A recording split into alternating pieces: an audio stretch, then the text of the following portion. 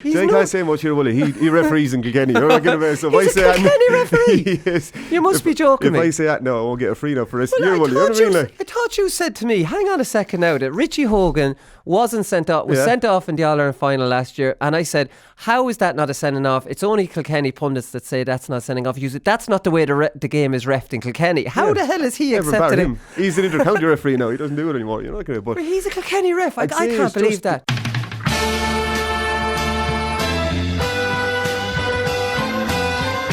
I'm not finished yet. It took me a long time to get here. Both players have spoken with each other. We have to start off the show, JJ, with some Cian Lynch appreciation. This is just kind of computer game stuff. This lad does be at. When you talk about, we've seen skillful hurlers down through the years, we've never seen anyone doing stuff this fella tries to do on the field. No, it's kind of the way you explained it. If someone told you a player over the weekend done a flick through his legs, the first player to spring to mind would be Cian Lynch.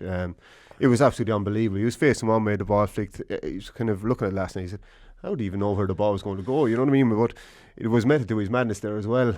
Because if he had went forward, the Cork players would have swallowed him straight away. The ball turned around, he turned around, won a free, and he know by himself he got to give himself a fist pump. Oh, wouldn't you? Yeah. Yeah. That was unbelievable. But you try something like that now when you're messing around with a few of your friends down the hurling field or something, trying to take the piss out of them, like you're trying to flick them, or they'll try to do it to you, you know. But to do it in a league game, to have the whereabouts to actually do it, that you think about first of all in the helter-skelter of a league match, and then actually to pull it off then as well, it's phenomenal. It's unbelievable. And some people would say it was showboating. It wasn't showboating, because showboating is a different thing. This worked. This got him out of trouble. This was functional showboating or so. It was just an incredible piece of skill rather than showboating. That's exactly. I wouldn't call it showboating. No way it was showboating, because it was skill. He got himself out of a massive hole, because again, as I said, if he'd have went forward with that ball, he'd raised the ball, I think Bill Cooper or someone was around him, he would absolutely flatten him, because he would have been off balance as well. But there was method to his madness. Look, it's obviously not his first time he'd done that as well. I'd say if you were marking him down a club trainer or something like that now, I'd say he'd just make it easier. He makes the ball talk, you know what I mean? He's just so skillful. Yeah, if he's doing that in a league game, what's he doing in training? Is he doing tricks we've never seen before in training? How is he making... This is in a league game. Yeah. Now, I'm sure you've done this, JJ, and if it's anything like Gaelic football training, before training you might try a few sidelines, or you'll mess around and before Cody comes out in the field maybe. JJ. But that's one thing. He's trying this in a national league game. This has never been seen before. And pulling it off as well. That's the big thing. Again, it's not Cian Lynch's first bit of skill. We've seen him against Tipperary as well. He just kind of run down the line, the ball popped up into his hand and gone again. You know what I mean? He just has it. You know what I mean? That's not a coach underage developing that skill. That's just completely natural to him. That's him going out into walking down. You can actually see him walking down the street there in Limerick. There's a hurler ball in his hand and just flicking around, just doing. He's just a street hurler, is what he is. You know what I mean? Just pure natural skill.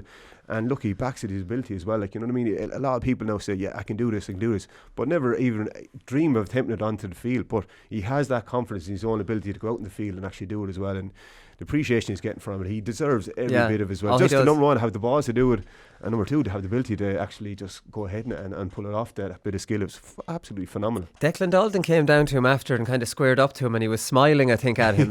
What do you do? And spare a thought for poor Seamus Harnedy, who we were talking about getting hooked in the backs being the equivalent of being nutmegged. That's probably more like being nutmegged for poor Seamus Harnedy. I saw Seamus could do now is just give away a free, because the rub salt in the wounds. If Cian Lynch had flicked that ball into his legs, Ronan scored a point, we would never see the end of it. So he done the right thing for his own sake. Had to stop him You had to take him out. Take him out. He had an interesting first half, Cian Lynch, because he scored 2 great points. I don't think we see him getting forward probably enough. He probably times his runs and gets forward maybe twice and makes them count rather than doing it too much. And maybe he just holds around the middle and gets all that dirty ball, and that's the way he wants to play.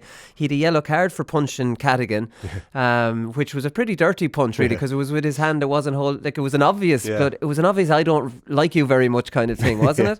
Well, but in fairness to Cian Lynch, he'd never really go for the point has to be on before he goes for it. He'd rather play in the ball into the front far lane. He's a very, very selfless player like that, you know, and that's why he could score a lot more from midfield, but he actually goes for the 30 or 40 yard pass in, and it's bouncing in front of the full forward line. Aaron Gillan, he gets a lot of scores from the donkey work that Cian Lynch does out the field. Again, if Cian Lynch brings that on 10 yards, is kind of a 60-40 shot against him, but he rather plays the ball in, and then Aaron Gillane has a one-on-one inside there. So for a team player, he's absolutely phenomenal, the amount of work he does as well. But he could score a lot more himself, but in fairness to him, he is a team player and he gets the ball into full forward as much as possible. No, he definitely does. What did you make of the Cork jerseys? Unreal. I love them. I absolutely love them. Right?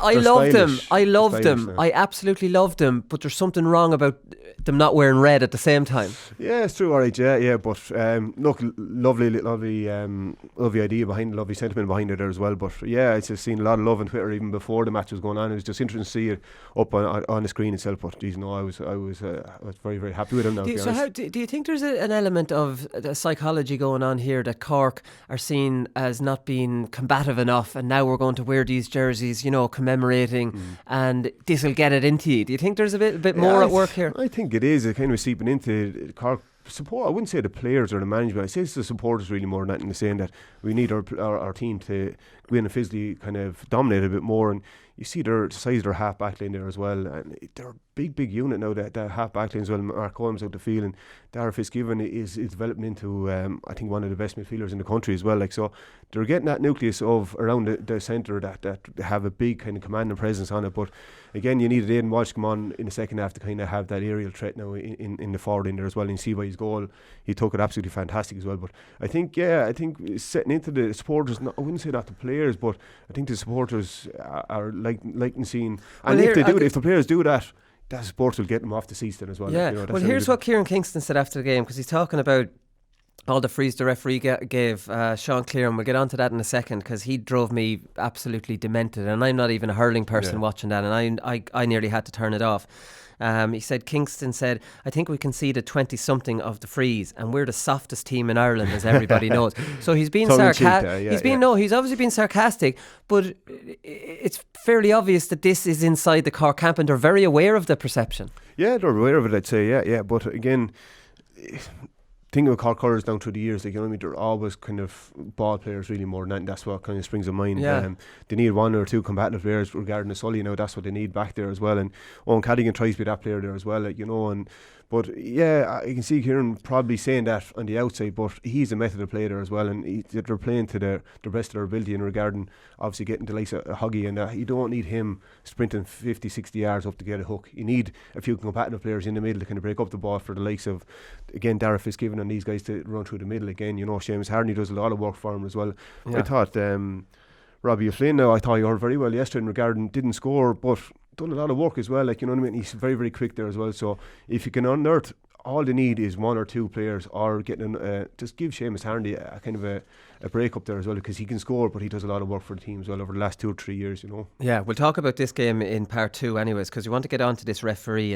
And Sean Cleere, I thought, was an out and out shambles yesterday. This is not hurling refereeing. Some of the frees he gave there yesterday, the players didn't even realise. Aaron Gillane got one, and his man Sean O'Leary Hayes was just running behind him. Yeah. And Gerard Hegarty got something similar. There's lads completely couldn't believe why they're frees. They're just being marked. Yeah, I think Seamus Harnedy remember Patrick Horgan took a free and it came off the post. Seamus Harnedy just collected it and he was running back out the field. Suddenly he gets a free.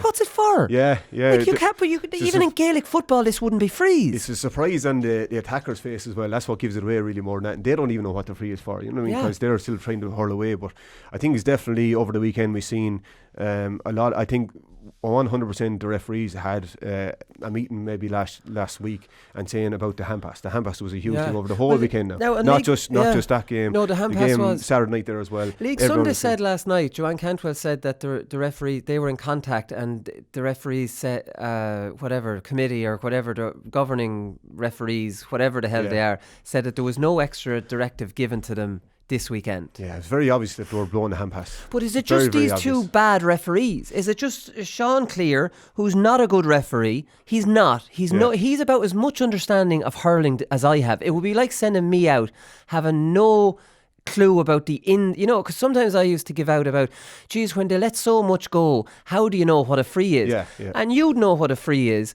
and Damien would know, or Brian or Cheddar would know what a free is. I'd be like, well, if that's not a free, how's that a free? I don't know, because I've no understanding of it. He looks to me like he has no clue of hurling. Like honestly, he doesn't. He's can't say much here, will he referees in Kilkenny. You're not going to so he's a Kilkenny referee. Yes. You must be joking me. If I say that, no, I won't get a free now for this year, will you? I thought you said to me, hang on a second now, that Richie Hogan wasn't sent off, was sent off in the All-Ireland final last year, and I said, how is that not a sending off? It's only Kilkenny pundits that say that's not sending off. That's not the way the game is reffed in Kilkenny. How the hell is he accepted him? He's an inter-county referee now. He doesn't do it anymore. You're not going to. But he's a Kilkenny ref. I can't believe that. The two games that were on the telly now, the one Dublin and Wexford, and say Cork and Limerick there yesterday. The two of them were highlighted because the referee had a bad game in both of them, to be honest with you. But are they two of the poorer referees? Is Johnny Murphy a poor referee too? The Waterford Galway match, heard fantastic reports on the referee in that game. Didn't see enough of it on the Sunday Sport there Alliance League there last night there as well. So he's seemingly had a fantastic game. You're always kind of saying you're giving the benefit out to referees regarding elements and conditions. Conditions last weekend were near enough perfect. Up in Crow Park, the sod was perfect. Down in Parky Quay, the sod was perfect as well. So it wasn't. You can't give that an excuse. They just had two bad games, to be honest. There's no point in saying any different. Yeah. But looking at the teams, looking at the game Saturday night, you knew the referee was blowing from minute one. He was blowing the hand pass. So the teams going into the game Sunday had a huge advantage. The referees are obviously looking at the hand pass. So make sure it's actually clear contact. And they did to the best of their ability, because I have a big grievance with this hand pass as well, because with the hand pass, you throw it up with your hand, you hit it with your fingers. And that's about a hand pass. But it happens so quick. It's a skill. Yeah. It's being penalised at the moment. And it was highlighted on the Alliance League last night that they were genuine hand pass, but they were given frees against it there as well. And if you're in doubt, why pull it? Like, I mean, Cheddar's of the opinion that he wouldn't really police that at all. It's not a big deal. If the player's not under pressure, why would he foul the ball? Exactly. John Kiley said that, yeah. He wasn't, and a few of them, they're actually on their own, that broke a tackle and turning back on their own to hand pass it back to someone. And they weren't under pressure themselves. Yeah. Why would you throw a ball then? Like, fair enough if you're on the ground and you're losing ball at you're falling on the ground, you'd have to throw the ball in. That's fair enough. That's obvious. Yeah. But they're doing it so quick, and they are working on it. The amount of drills that inter-county teams do on keeping possession, and how is the easy thing to keep possession? It's not hitting the ball 10 yards, 15 yards. It's actually running, hand passing, and going again. That's the momentum, because it's easier hand pass it and go on with the sport and run rather than hit the ball and then go again, because you're losing a couple of seconds after you hit the ball. So inter-county teams up and down the country are practicing hand passing it more than they ever have been, because they want to retain possession. Whereas before, back in my day, starting training, we get the ball 60, 70 yards down the field and then we'll worry about after that. But now it's all possession and stats driven. Yeah. So this is what referees kind of have to kind of speed to some up there as well. Another grievance I have with the referees is the quick puck out. I think that timekeeping and scores should be took away from the referees whatsoever. There's no need to do it. It's an extra. I know. By the time they write down the score, they're slowing the goalie down. That's the problem, like, you know what I mean? Because the team that's after conceding a score want to get advantage straight away as quickly as possible. If I'm taking down a score here and then the keeper has the puck out, that's not the keeper's fault. That shouldn't be in my remit as a referee to take down a score. The fourth official should be able to do that, or someone up in the line should be able to do that, and the timekeeping as well. Take both of them out of their hands, so the score goes over the bar. Referee is looking at the goalie. Yeah, let's go again quickly as possible. We have a very, very quick game, quickest game in the world. Why this is slowing it down, and we've seen it 3 or 4 times there yesterday as well. The Cork keeper especially wanted to get the game on straight away, and he was pinging a ball 40 or 50 yards back into a Cork lad's hand. The referee blows the whistle. I wasn't ready. I wasn't looking at it. That wasn't the keeper. Keeper's ready to go. Yeah. Do you know what I mean? So that should be took out of their hands completely as well. So it'll give them a bit more time to actually genuinely referee the game and genuinely referees the individual tactics of, or individual skills of actually hand passing the ball as well, you know. So the hand pass is definitely one, and like John Kiley agreed with you and said there's no motivation to foul the ball when you're not under pressure. And like, I mean, they showed last night they weren't thrown, and that's it. He's just a terrible referee. Everything, like when you look at your example, the puck outs, all the frees. Now I'm talking, Jesus, the amount of frees he gave that weren't frees, and then you throw the throw balls. He'd a nightmare. This is on the back of him having a nightmare, you know, now against Tipperary and Wexford last year's All-Ireland semi-final. Yeah. A nightmare, disallowing goals and all. How is he getting big games? I just don't get it. I know maybe you don't want to criticise him. I didn't realise the Kilkenny referee, but how is he getting big games? Because Jesus, if you're looking at that, what kind of an assessor would look at that and say that's the way hurling. No, but Rory Jacob was tweeting about this, and I know you all say it, and you're right. He says if hurling's going to be played, this is the Wexford Dublin game, and this was the similar stuff. I think there was 16 cards handed out, and that was down 13 yellow and 3 reds. Yeah. And again, loads of stoppages, everybody giving out about him. And if they're doing what they're being instructed to do, what kind of game do these assessors want? Because it will be a joke and it won't be enjoyable. Because, from just a fan of hurling, the great thing about hurling is it does flow. Yeah. And it's not constantly being blown up, because when hurling's constantly being blown up, it's not a great game to watch at all. It's a terrible game to watch. Yeah. It's an absolutely terrible game to watch. The thing about it is the assessor might think that the referees had a good game. That's where my That's the scary thing, though. That's a very scary thing. If you were a referee, you're judged on the league. How do they pick the championship regarding who's getting the championship games? Yeah. They go by the league. So if you do it by letter law in the league, and Andy Daly was 100% right last night, and Angus League said that they won't be refereed the exact same in the championship. Reason they don't have to. Yeah. What they are doing is now they're doing the apprenticeship now, and within the league, I'm going to adhere to the letter of law here now, and then I get my championship games. That's exactly what they're doing. So the assessor, the problem is the rules the assessors are actually assessing the referees on are completely wrong. They're obviously said about the hand pass rule, and everyone they're blowing left, right, and centre, because even if there was half in doubt, they blew it for a free. So the assessor was saying, yeah, you got that right, you got that right. They're ticking the boxes for the league games. So they'll get championship games. That's exactly what they're doing. Right. Because I've heard that before, that they'll be ref differently, and that's it. I don't think that doesn't happen in Gaelic football. You don't know, they'd be you wouldn't see a referee clearly refereeing a game differently, to impress. Conor MacDonald, I don't know, the thing about Conor MacDonald's red, I think that the referee in that game was Johnny Murphy. He got the penalty decision right. The Conor MacDonald red, he got him around the neck with the hurl. I don't know. I don't think it was a striking action there, though. Right. He left the hurl out. I think Jack O'Connor's tackle was actually worse. That was head height tackle, and that was gone past him. And then I think Connor just left the hurl out. He had him sidestepped. The defender was going past him. Paddy Smith was going to go past him. Very dangerous in the neck, though, right? Yeah, he hit him in the chest, though. Was it not the neck? I don't think so. No, right. I think, look, if you're coming off a field without any red marks on your body, you're kind of wondering, it's kind of a badge of honour really more than that. You need to get a couple of cards, knowing that you're involved in the game itself. But I don't think it wasn't a case of he struck back with the hurl and hit him. He left the hurl there, and Paddy was going to go past him. He was running towards into it. He was trying to stop him. It all happened so fast. Sean Murphy deserved his second yellow. He tried to pull him down. He tried to be smart. Got in a wrestling match. Might have got a little tip and then went down. Yeah. And he was hoping to get who was the Dublin player involved in it? I'm not too sure. He was trying to get him sent off, and he ended up getting his own second yellow. He's running a yellow card now. It's a dodgy thing to do. What was he playing? Yeah, actually trying to block his run. But then he went down. Yeah. I had little sympathy on him walking off. Owen O'Donnell got a very hard second yellow. That was just a bit of wrestling. That was ridiculous. That was ridiculous. I'd argue the point now. If the Hordes weren't behind the goal and Jack O'Connor didn't fall in behind it, he wouldn't have got a yellow card. Yeah, because Jack O'Connor looked like the aggressor there, didn't he? He did. Yeah, I said the ball was going wide. He was trying to hold him off, and Owen, as a good cornerback, fullback will do, won't let the forward actually block the ball back in. Look, he wasn't going to get it anyway. But Jack O'Connor fell in past it in behind it. He got the yellow card. Owen got the second yellow card.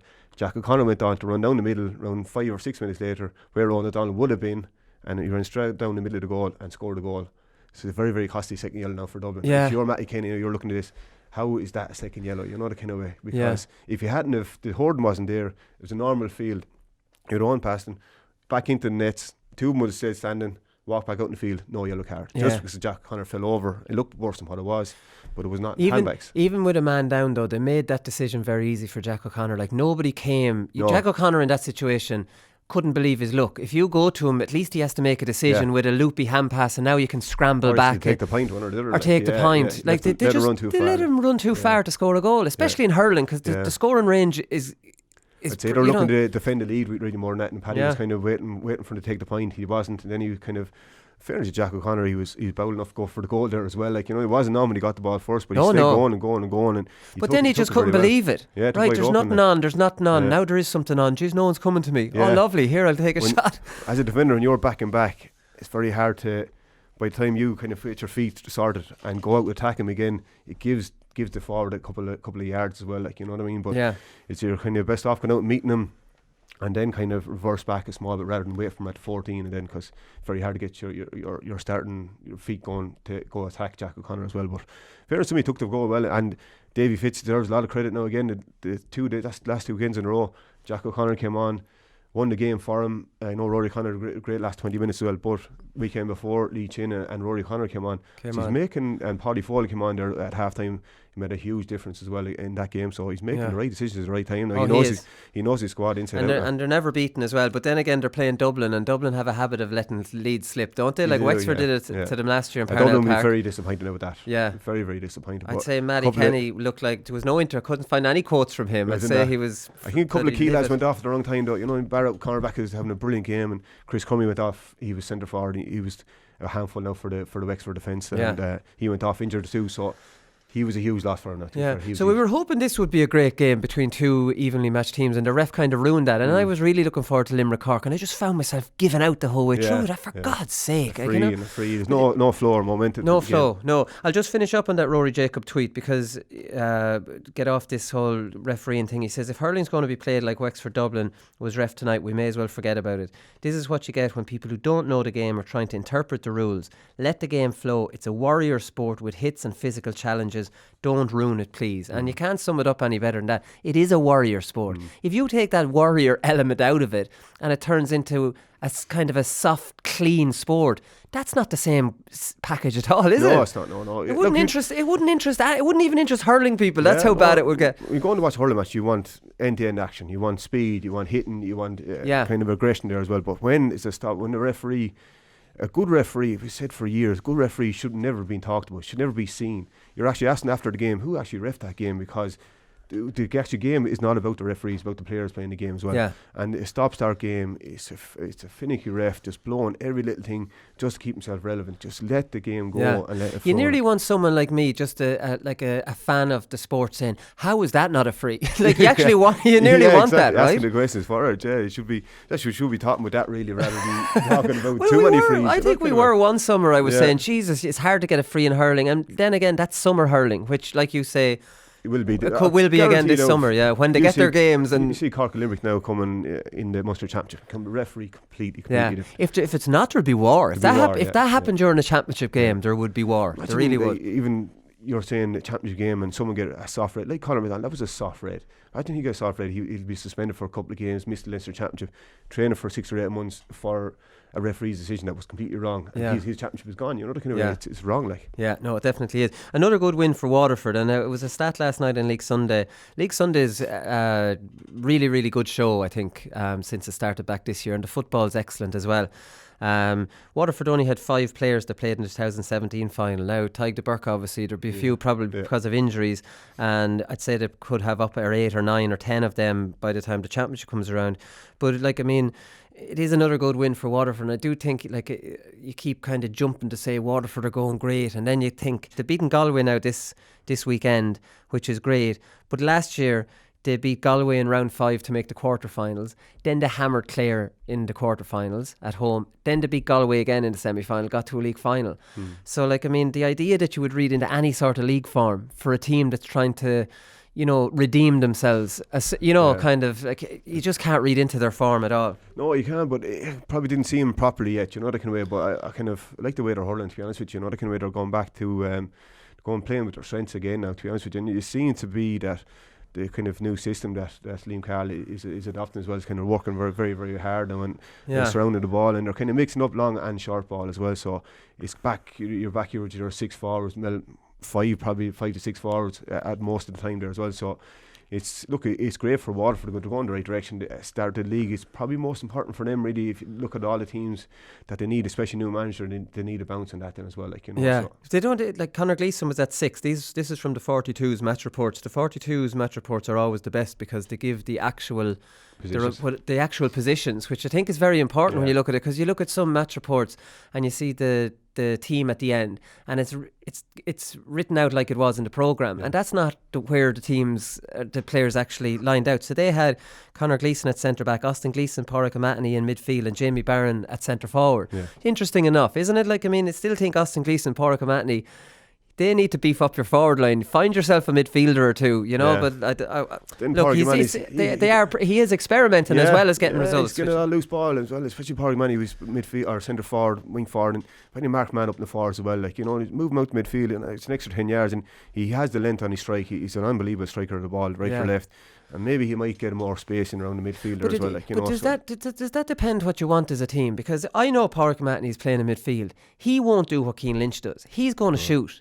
Your inside forwards might not want him. Not every team, it's very selfless what Cian Lynch does. Yeah. And like we always say, even with half backs, they lose the run of themselves. Their adrenaline is up and they're driving it.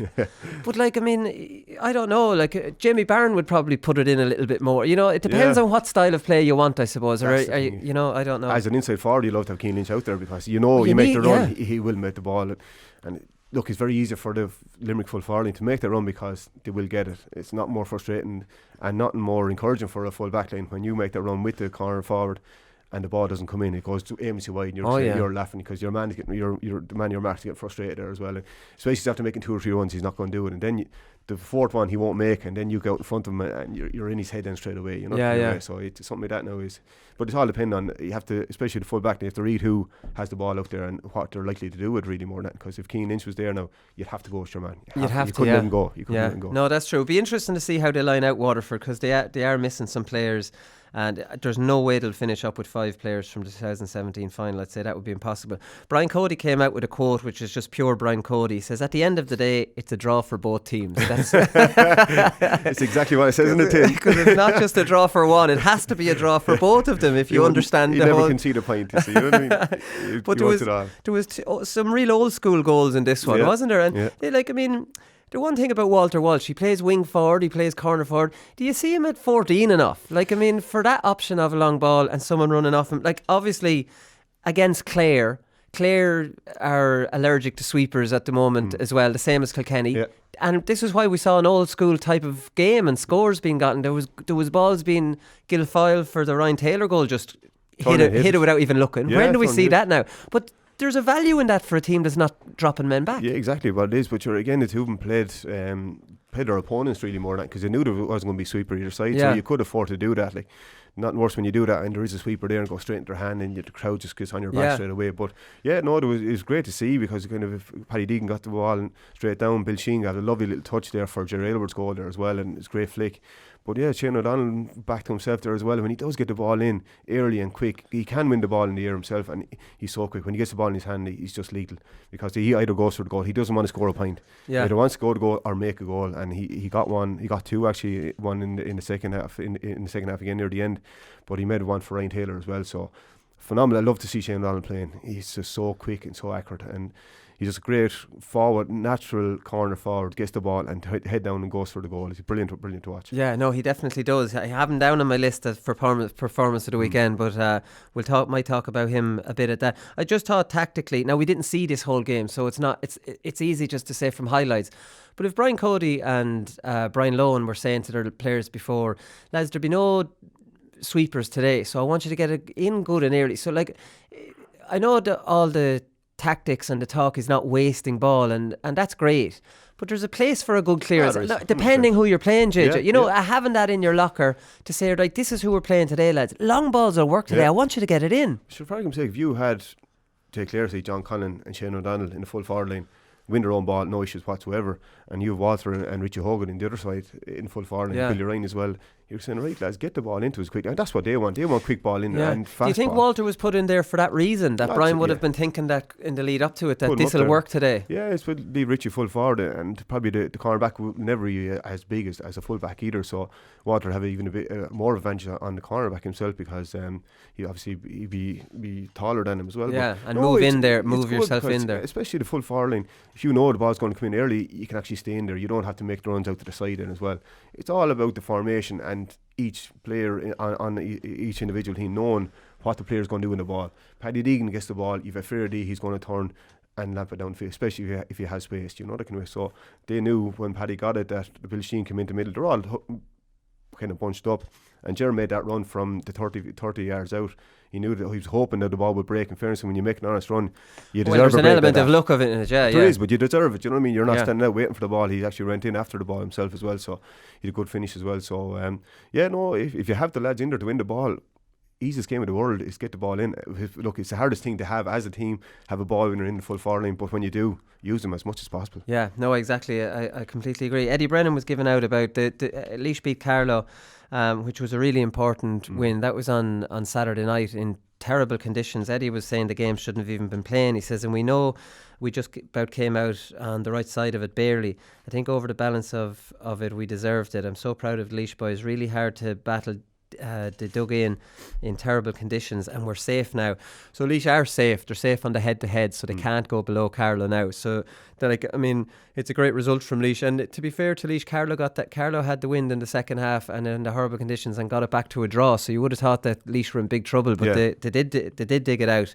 And on the head-to-head, they're safe. So Eddie can relax now. They're still in Division 2. Yeah, and big result for them now. Get some injuries cleared up, and be more of a force probably in the chat. And I think Laois are a summer team. Like Laois play that short kind of ball game that can break down in these conditions. For the last couple of games you can take a couple of chances there as well, you know what I mean, and try a few different things because you are safe now as well. I'd say both teams were signaling out that game is a must win for either team, and now Eddie can relax now and try a few different things, or even rest a couple of his main players as well, and just kind of try different players in different positions too. So huge win for Eddie now. Huge. Yeah. And Ross King was brilliant, because I was critical of him in Ennis the week before that the ball wasn't sticking. So we'll talk about Ross in performance of the weekend. The last one for the start of the show here, JJ, is Richie English. It's been confirmed he's out with a cruciate injury. How big of a loss is Richie? We know that full back line of Finn, Casey and him are rock solid. Yeah, very, very, they're very, very good. They attack the ball, and when they're on the ball, they launch a lot of attacks from the full back line as well. They're solid. They know each other inside out. That's the beauty of a full back line. They play with each other as well. They cover each other, but they're always there for each other as well. So it's not an individual one. Richie English is marking the corner forward and Mike Hayes is marking the full forward. It's not that. It's the three boys against the three who's in the full forward line, and they'll back each other against the hill, because they've done it in the white heat of battle then as well. So it's going to be a big loss as well. Like you say, Richie McCarthy's gone now as well. You know what I mean? So there are options there in the full back line. I know Aaron Costa, he heard well yesterday. Right now he'll have a huge opportunity over the next it's harsh harsh thing to say, but at this time of year it's probably a good time for John Kiley to get the injury so he can blood Aaron Costa over the next 2 or 3 games, and hopefully they will get into the knockout stage and get him a knockout game there as well before the Munster Championship too, so they're going to have to find a corner back now. It's a big loss for plenty of warning. There's finally a position on that team that's up for grabs, because I see maybe Paddy McLaughlin, he could get on it. He offers something different on Nash too. The last few games, they're both for the same position. Half back line now is phenomenal. Absolutely phenomenal. Dan Morrissey is he's the only one that should be worried, because there's 2 fellas going looking for his position. Unless one of them goes back into the corner, you couldn't see it either. Yeah, but McLaughlin adds something different. I don't think Dan McCormick can score off his left hand side the way Paddy McLaughlin can he? He just drifts into a lot of space, and off the back of a huge Fitzgibbon, he was centre back for UCC there as well. So he's a great year so far. But the guys that are on conference, you know what I mean, and he's mad for hurling now at the moment, because after winning with Fitzgibbon now, he's back on it. 2 points from play there the last day as well, and he's not shy in shooting when he gets an opportunity. He's definitely not. Very accurate. He's very good at it. Right, we'll leave it there and we'll come back and we'll talk about Limerick Cork game.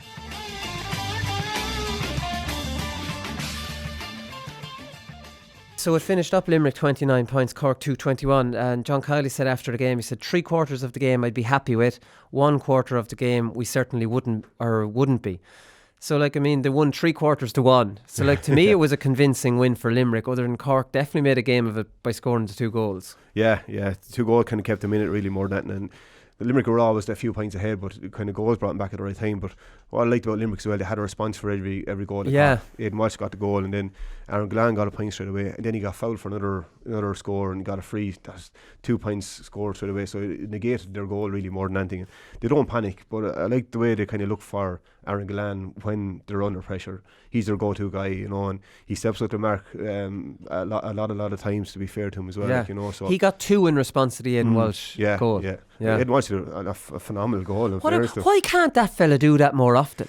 Yeah, I pull my hair out with this lad with Gaelic football. I know he's won 2 Gaelic football All-Stars, but sometimes you're saying, "Jeez, you need to dominate that." Yeah. Look at the size of you. I think he gets caught under the ball more than anything, because if you see the goal yesterday, he ran in from the side. He was over at the 6-yard square and ran in and jumped in on 2 or 3 lads, caught the ball and was in the net. There was aggression in it. There was. Where you don't see enough. Ground, you don't see enough aggression in his play. This fella's 6'5". Yeah.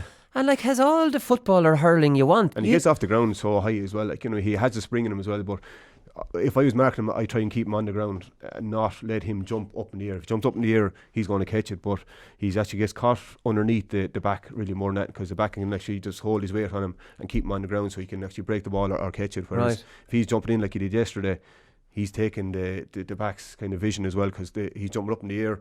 His body is blocking where the ball is going to come. He wins the ball was in it before anyone realised where it was, you know. So he needs to kind of vary his stance for the puck out a small bit as well. Don't be standing right underneath where the half back is. Stand 2 or 3 yards over them and jump in on top of them and then win the ball, you know. Right, so okay. And he's been tried a full forward. He tries a full forward, he makes runs like a little small full forward. Yeah. And the only reason he caught that is because the free kick or the free dropped short. Yeah. It wasn't a planned ball into him or anything. No, it Cork don't play that game though, you know what I mean? But wouldn't it be an option for 3 or 4 balls a half to keep the other team honest? Yeah, if you knew he was doing it there for the last 5 minutes and a half, get the ball in as quickly as long as possible, like Paddy Deegan and like Colin Gilfoyle for Clare as well, so get the ball in as quickly as possible. But you have to know he's there as well, you know what I mean? That has to be pre-arranged kind of a tactic there as well to get him in. Yeah. But he made a big difference. He works very, very hard when he's on the field, in fairness. I mean, he breaks up a lot of the ball and he does. He improved Cork's performance. He came on for Luke Meade at half time, didn't he? Because Limerick were dominating the first half. That released Darragh Fitzgibbon up midfield as well, and I think that's the only position he can play, Darragh Fitzgibbon. I think so. He does too much work. He tracked back Cian Lynch one stage and won back the ball, and then Cork were back in the attack. I think he's the closest, I said on the show before, closest thing to Michael Fennelly that is out there, and he's developing. He's going to get bigger and stronger as well. He's seen more the last 2 years. He's physically getting bigger, but the speed he has and the hurling he has as well, you know what I mean? He never looks under pressure when he's on the ball, which is a huge thing. It just makes it look easy now, in fairness. And we all know the difference between playing wing forward and midfield. Midfielders generally don't tend to mark each other, if you're playing wing back, you could mark a wing back who won't mark you tight, but then you could mark another one that won't leave you alone. Why do you want Darragh Fitzgibbon being marked tightly? You want him with a free role. He's a free spirit, and playing wing forward is not anywhere in the forwards is not the game for him. He's a natural midfielder as well. I don't think he's either a half back or a half forward either. I think he's a natural midfielder. When he goes through the middle, then he breaks lines as well, and he makes scores for a lot of other people as well. He'll always chip in 2 or 3 points from play as well from midfield, you know, that kind of way. So why would you move him? He didn't score yesterday from play either, you know. So kind of he does a lot of work. But the second half, I thought his performance came through the roof there as well. Now that coincided with Aidan Walsh doing the work. Probably Darragh Fitzgibbon was in the half hurling to do that work for him, but again, when he's out there, he seems a lot more comfortable out midfield. No, he definitely is. So Limerick, I think a feature of Limerick's play now, they were always doing this, but a long ball into Galan in the corner. Now what I think happens then is everybody out the field kind of goes, all right, well, it's the cornerback's job now to stop Galan. I'm going to start walking, because this, unless our man's going to stop Galan, or Galan's going to score. So Galan just turns around and looks back out the field when everyone else has switched off, and there seems to be a man completely free. He gave a great ball to McLaughlin for O'Loughlin. Sorry, am I calling him Paddy McLaughlin? Paddy O'Loughlin for a point. And Seamus Flanagan is excellent at doing that as well. Always looking for that ball, and there's always someone free. So lads must be just switching off. Yeah, you see, when the ball's at one side of the field, and it's easily done. You think you're grand, you know what I mean? The ball to get a rest is nice, especially when a half forward line. You know what I mean? The half forward wonder right where they go for, where's the space, and if their half back goes up the field, you're 10 yards behind him before it goes, and if the ball comes in, you're caught. There's nothing you can do. You're hoping the halfback hits it wide really more than that. But then Paddy started it over the bar there yesterday as well. But Aaron Galan is so comfortable, especially on his left there as well. When he hits the ball, it's going to hit the target really more than that, whether it's a pass or it goes over the bar. But I think point of the game yesterday has been Patrick Horgan. He's the one that he got it over in the corner himself, and Mike Casey on everything right. He said, right, have this lad out. He's out over the sideline now, 21 yards out. He's not going to score this. Looking at the ball going over the bar, it's a phenomenal score. How he did that. He didn't even turn his body towards the goal. He was just running in the straight direction away from it. I swear he's in front of the goal. Just a little flick of the wrist over the bar. Phenomenal score. But I find this is a great thing about hurling, is that, and you see Limerick giving unorthodox passes like Galan. 10 years ago you wouldn't really have seen a fella pass straight across the field like that. Or passing back towards your own goal. Wexford give unorthodox passes for hurling. Yeah. And I think that's why it works, because players out the field switch off and they're not tuned into this, because it's not usual. You've never come across this your whole life playing hurling. You never hit it back, because just in case if you hit back to your half back line and it gets their half back line, say your half forward line, if you're a corner forward, to the opposing half back line gets the ball, he could hit it over the bar straight away. It's a point for the goal. It should have been a point for you. And if that happens, especially if you're a corner forward, you'll get the curly finger and you'll be whipped off then straight away. You know what I mean? It's never been done, but it's just the usage of space. I suppose everyone funnel back, goes back into probably 25, 30 yards away from the goal. So where's the space? 10 yards further out the field, and that's where the space is, and that's where they're picking it out. That's why you see Wexford, that's why you see D. O'Keefe, and you're like, this is D. O'Keefe now, an all-star. Who's marking him? Yeah. There has to be a reason why lads like this are just free, because I don't know, it's just switching off, and it's the unorthodox, it's the unorthodox passing. Yeah, and it's encouraged by the management there as well. You know what I mean? And if the option is on, it's a matter if it's 30 yards back out the field, give it to the man in the best position. He obviously is, and D. O'Keefe is phenomenal what he does. He just drifts into space all the time. Yeah, no, he definitely. Patrick Collins with the puck outs in the first half went through a very bad phase. David Dempsey got a point. He went short. Fitzgibbon was his target a lot of the time, and he got caught by Garrod Hegarty. I'm wondering who Limerick's most important player is, and I'm starting to think Cian Lynch or Garrod Hegarty. Would it be right in saying, anyways, Hegarty gets just some amount of work in a game, and he's just a phenomenal beast of a man. I think David Dempsey should have worked a goal in that one, and then in his next one he went long, got it as long as he wanted, and they lost that. And then his next one he went short to Bill Cooper, and Darragh Donovan intercepted that, and then for a point, and then it was 12-6. And Limerick were all over them. Do you know what I mean? So I'm not sure about Patrick Collins. He does his puckouts are bullets. They are, but in fairness to him, he stayed at it. You know what I mean? He backed himself again, and that's what you look for your keeper there as well. And go back to the referee, don't harpen back to the referee again. You can if you want. But if he had let a few of them go, his retention rate would have been a lot more, the kind of way. And he was spot on with them few puckouts, just the referee wasn't ready for him, So right. It's that was the thing. He did keep it up. He backed himself. He does have a good puck out. He does, and he's putting pressure on Anthony Nash. That's what he's doing at the moment, because first time in a long time he's actually serious competition there as well. Yeah, which is good. So the Cork improvement in the second half, that probably came. The rock was sent to the stand. Was that in the first half that happened? Yeah, it was. He was getting thick, and then there was a bit of a row before half time. And young Downey really stood up for himself in that row. I was kind of impressed. I was a bit impressed by him. All right, there's a bit of divilment in that lad, and he was doing a bit of verbals too. He wasn't standing down. He wasn't standing back. I was thinking, this lad's no shrinking violet at all. So then they came out and they were well fired up in the second half. Why does it take that to get Cork fired up? It's $1 million question. You know what I mean? If you had to answer that, teams up and down the country, if you had your answer to that, now you'd be a millionaire really more than that. And it's just frustrating for the management. They can't. And supporters as well, really. Kilkenny, Limerick, Wexford, they'll all get up for league games. Cork can't get up for them. Until halfway through the game, that kind of way. And then they could turn it on a bit hard. The thing about Cork is they'd beat you in 10 minutes. That's what they can do. They can turn it on. And the hurlers they have now, they're absolutely phenomenal hurlers. But again, if you get on top of them, there always is for the last probably since the great Cork team now of the Rock now and Ronan Curran, all these guys. Since them, if you can get on top of Cork's first 20 minutes, now you have nearly half the battle done, that kind of way. But now it's up to them players, whoever comes out in the Munster Championship now. It doesn't matter what happens in the league, that's not going to change anything. Munster Championship is where these players have to stand up. No one else can change it, only these 15 or the 24 that's going to come on that particular day. So it's up to them. They know what they have to do. Go out and do it now. It's as simple as that. The management all to say to them is, look, we're beating you with this. Everyone is beating you with this. You're soft. You're calling you this, this and this. Go out and prove them wrong. It's a huge thing for the Cork management to have in front of them. Do you think the Cork management are saving that kind of motivation for the championship? Why would you use it now? You're just kind of saying they're defeating the purpose of it, really. Because look again, the likes of Limerick, you're playing them again in a few weeks' time. Whole fire. This is what they have. This is what the level you have to get up to. The aggression you show in the second half is saying you can compete with them. First half, you're blown out of the water. So you've been there. You've seen it yourself.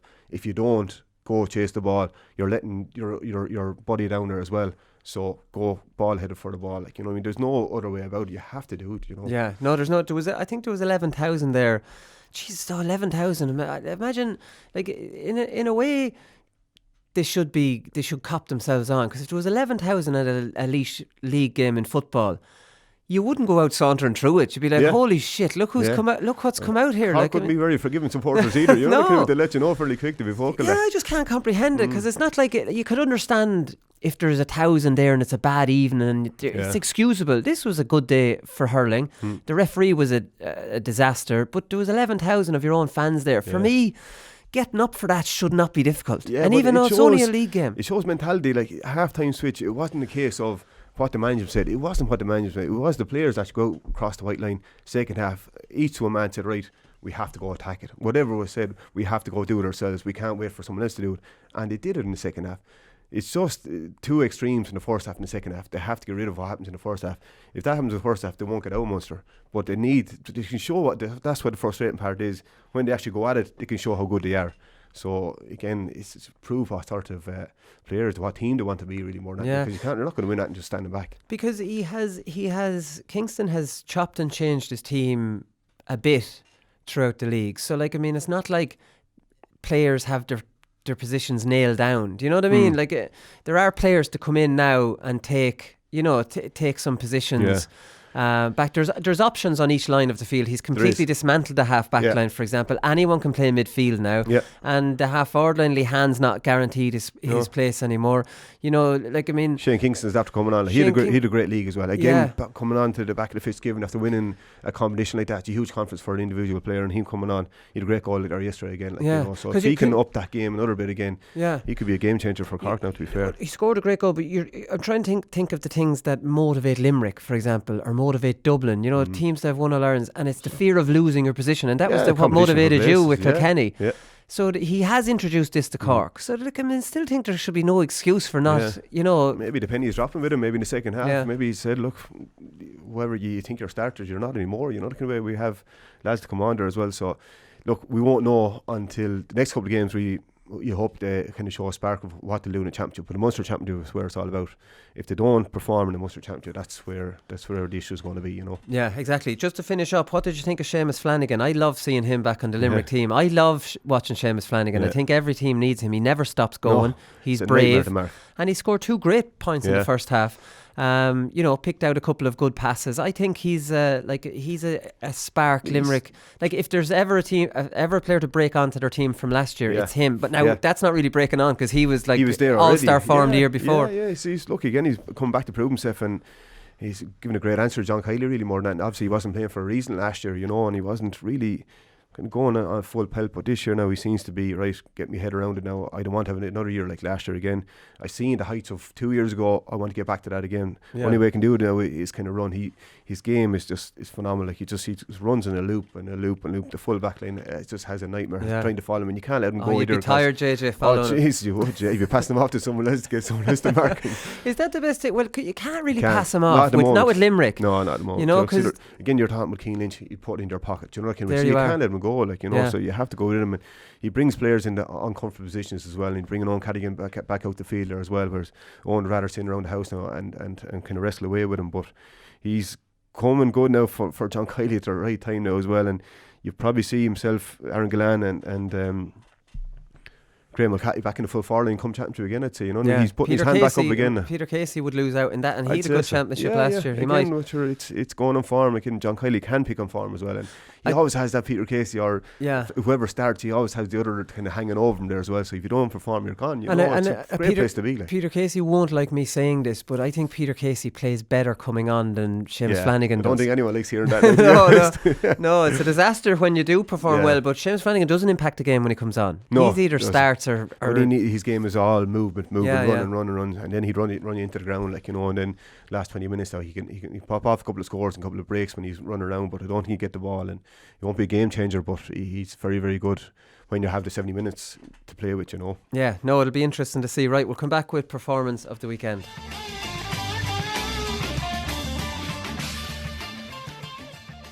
Okay, so performance of the weekend. Not too many standout performers, I didn't think, in the free takers, Willie. We're all brilliant. Yeah, Patrick Horgan. Has he got a really big boss on his hurl? Yeah. Remember, he went back for a free in the first half, and it was a really long range one. It was between the 45 and the 65 on the other side, and he scored it. Yeah. And he just got a good look at the boss of his hurl. Yeah. I was like, that's nearly like goalkeeper size. Yeah, it's big boss in the hurl, right? But you that see, unusual you for a see forward. the mark in the boss of his hurl, all the ball around the centre of his hurl. So he hits it in the sweet spot all the time. Well, why is it for long range frees he uses no, the big hurl? No, it's just from play. No regulations on it really more than that. And you know, the bosses are after getting bigger for the last probably 7 or 8, 10 years really more than that. And it was just very, very small, but obviously the bigger it is, the more forgiving it is really more than that. You know? More forgiving, but he doesn't need to forgive. No, that's a hurl I might use rather than Patrick. Yeah. So Ross King scored 12, 3 from play on a really bad night. And did you notice about Ross King's style of striking? He strikes the ball really low to the ground. Yeah. He drops it down and whips it. Whips it up, yeah. Isn't that is that to not be blocked down? Is that very like hard to block it down, really? It's unusual technique, isn't it? Yeah, because if the ball drops and you're hitting it underneath that, it usually kind of tails to the left or right. You come across it too much. Across it, yeah. Whereas you throw it up in the air, you're getting underneath the ball. Whereas the ball's under below your knee level, really, you're getting it, and there's going to be a kind of a slice on it, really more than that. But he's well able to judge it because he was on fire the other night. In fairness, yeah. Needs must when you need your big player standing up. And in fairness to Carlo, Marty Kavanagh stood up to the mark now as well. He had a brilliant game for Carlo again, and he's doing it for last couple of years now for Carlo, you know. So it was kind of shootout between the two of them on a bad night. But you say Ross Keane now, look, he's capable of doing that. He'd probably get on most teams, really, to be honest with you. You know what I mean? But he kind of a stylish lefty hurler too, so it's great to see the left-handed hurler scoring points. He's a very skillful player, all right. But I just kind of wondering about the technique and why he developed it. I must ask him that. I must be not to get knocked out, not to get blocked down. Because remember John Milan, right now he was the opposite. He'd throw it a mile the air, but he threw it up behind him. He'd off the back step, whereas Ross is hitting it. When the ball's in your hand, you're kind of ball to the hurl as quickly as possible. When it's down, you're dropping it rather than throwing it up. Yeah. So you're not giving the defender come in and getting an opportunity to get the block in. Cause right. You're hit so you're getting the shot off quicker then. But the problem is you have to judge it properly because you'll have the whip on the ball itself because you're cutting across it. Right. So if you want to put a good swerve on it, you do that. Because you do see players, and you just see this while they're messing around with each other before a game starts. You know, when they're just pucking to each other. You might see the odd lad just drop it down and whip across it, almost like you know you might do in tennis or something like that. You'd whip that way then. And get a bit. But in a game, it's just too hard to control it. How does he control it then? So obviously he must have been hitting like that majority of his career, really, more than that. So he has that kind of he knows where to hit it, where to start the ball, and where it's going to finish there as well. Like, you know, Colin Montgomery in the golf. Rory O'Connor, we've mentioned him. He scored 3 at crucial stages of the game, and his brother Jack, obviously, like we were saying with Wexford, like how serious a team, not playing well, men down. Have they reached this level now where they're able to beat the likes of a Dublin away, 2 men down, not playing well, disastrous referee? Yeah, brilliant. Do you know what I mean? Absolutely brilliant for him. And did that in Parnell Park last year against him. Came back with Kilkenny had equalised against him, I think, on 42 minutes with a gale. And beat them. Kicked on, yeah. Do you know what I mean? Self-belief is a huge thing now. Again, you're talking about Davy Fitz, that's what he brings to the table really more than that. But the players went out in the field and they're proving it last year. Last year was a huge year for them.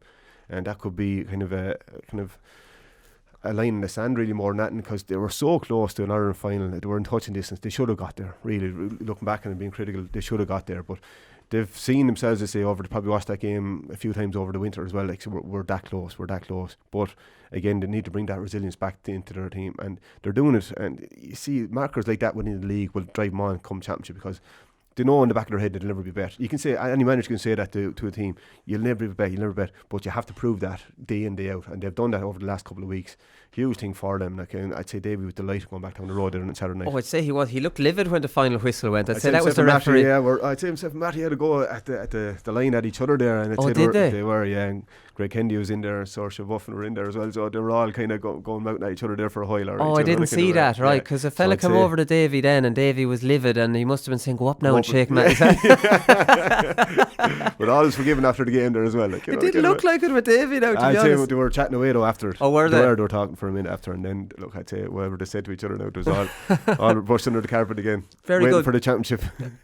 Kyle Hayes scored 3 from play, I think, in the end. He got 2 late ones when the game was in the melting pot. He took a huge hit off Owen Cadigan early on. He was completely open. You know those ones? Wide open. Wide open for a good... You don't even see him coming. No, that's the problem. You just have to take it. Like, yeah, because if you think or you in any way pull out, you know it's coming and you just have to... You have to take it. Yeah. But like, I mean, that was his first game back in a long time, was it? First game this year. I'd say first game this year, yeah. And look, he's a powerful player. Like, he's just so effective going forward. Lynch for him, but I think next couple of years you'll probably see him back centre back whenever Declan Hannon kind of slows down a small bit. I'd say he'll go back there. That's his natural position. But for a person up there now that's probably not a natural forward, he's a phenomenal player now. You know what I mean? He's so big and strong. And he hits off right or left as well. He's gotten bigger, doesn't it? He does. His chest and the whole. All the Limerick lads look huge now. Yeah. In fairness, they all look massive. Yeah, they definitely do. You've mentioned Shane O'Donnell. He scored 2-1. I don't know, to be honest. I'm a little bit like Shane O'Donnell flatters to deceive, or maybe they're just not playing to his strengths, or maybe it's the sweeper messes him up. Or he's so unselfish as well. When he gets the ball, he kind of he throws it around a bit too much. I think for a corner forward, I mean, he's a bit more selfish. Now that's probably talking from his last three or 4 years, really, more than he kind of takes a lot of punishment. When the ball comes into him, the ball sticks all the time. You rarely see a back get out in front of him and driving the ball back up the field. For you, if you were playing the back with him, you'd hit the ball down to his corner because they're going to stick down there. You give yourself a break, you know. He's a huge tackler as well. Like. Yeah, and we know that his specialty is scoring goals, and I don't know. I just often think, what is his unique selling point? Is it goals? And then he'll go games without scoring goals because, I don't know, he's passing it off. Is he a ball winner that passes it off, or is he a goal getter, or what? You know, that can be both. You see, that's the thing. You see, an individual. Can you be both? He can be both. Yeah, but in the same game he can be. You know, in a way, it's all depending on the ball coming in. But over the last couple of years, the ball was so slow coming into him. I'd say he didn't really get an opportunity 1-on-1 with the defender because obviously the ball was going through the lines.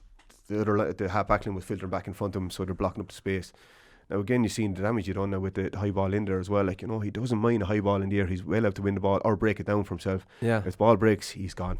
Yeah. And especially if the quick ball, I don't know why. Again, I'm hoping they will stick with that tactic down through the Munster Championship, because if they get it into him, he breaks it down. He has space as well.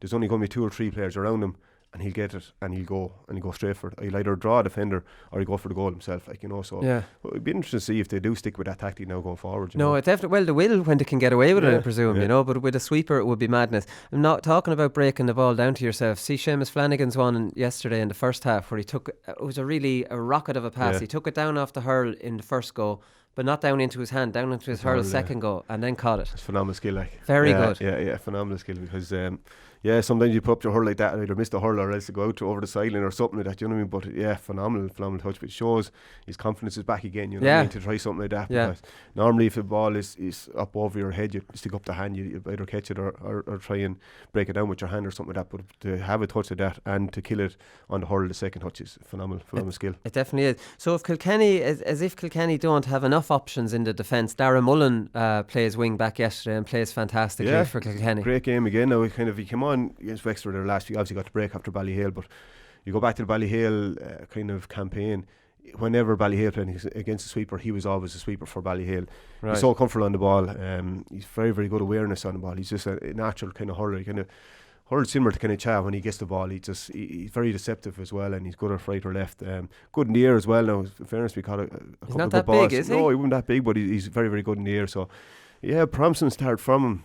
To be honest with you, I'd like to see him over the next couple of games and to see can he kind of fulfill it. But he has potential. You could see him when he was playing Kieran, who was half back. He was very, very good as well. So you knew you're always kind of keeping an eye on the name and see how he progressed. But he's getting a run now with Kilkenny, so you'd be hoping now that he'll stay going with him. Yeah. Any word on Adrian Mullen? He went off on a stretcher. Did you see him smiling at someone on the stretcher? So it can't be that bad if he was. It was his knee or his ankle or something like that. I'm not sure. I didn't hear anything since now, to be honest with you. But hopefully now he's a big player for Kilkenny now as well. So we need him back. Oh, big time. Definitely now, up front. I wouldn't mind the rest of the league. I wouldn't mind that, but you need him back he needs to be back training probably 3 or 4 weeks before the Leinster Championship, just to get the eye in and everything like that as well. Because again, he's a lot of hurling done, but again, if you should either break for 3 or 4 weeks and then another 3 or 4 weeks on top of that, then the Leinster Championship on top of you, your first touch is not where it should be. And then you've confidence issues and the whole lot. It's tricky. But the fact that he smiled on the stretcher would make you think he's not in complete agony, you know. Hoping is positive. I know he's a bit of a messer on Twitter, Adrian Mullen, isn't he? Him and Owen Cody and these lads, they're little pups. Owen Cody came on then again. Yeah, he came on. High ball, I won it again, you know. Because Owen Cody's important because while Kilkenny have, I think they've loads of options in the backs. I think the forward line picks itself. Do you know? I don't think they've as many options in the forwards, or maybe I'm wrong. Maybe Blanchfield's an option. And Blanchfield pulled his hamstring there a couple of weeks ago as well. Now in the Fitzgibbon final, so he'd be out for a couple of weeks now. Unfortunate enough, because he was hurling well with Carlo IT as well. Who would be ahead of who? Blanchfield or Owen Cody? Different strokes for different folks. It's very hard to throw Owen Cody in now. It's the first year, you know. If he gets a couple of more games over the next couple of weeks, you might see him come championship, but. Blanchfield been tried and tested in inter-county as well. Like, you know, it's very hard to throw a young guy in there without that experience. But in fairness, my manager would do it now if he's hurling well in training. Would Brian do it now? To be fair. Yeah. Okay. Listen, that's it. Who are we giving performance of the weekend to? Ross King. We'll definitely Ross King, and we'll find out about this. Practically striking it off the ground he is by the time he hits it. Yeah. So 12 points is great shooting from Ross. So performance of the weekend goes to him. We've no boxer shorts or anything anymore. So listen, nobody really cares surprise. If they get it anymore. We'll give you a surprise, Ross. I'll buy you a pint. Right. That's it. We'll be back next Thursday and we'll preview the weekend's hurling. We'll talk to you then. Good luck.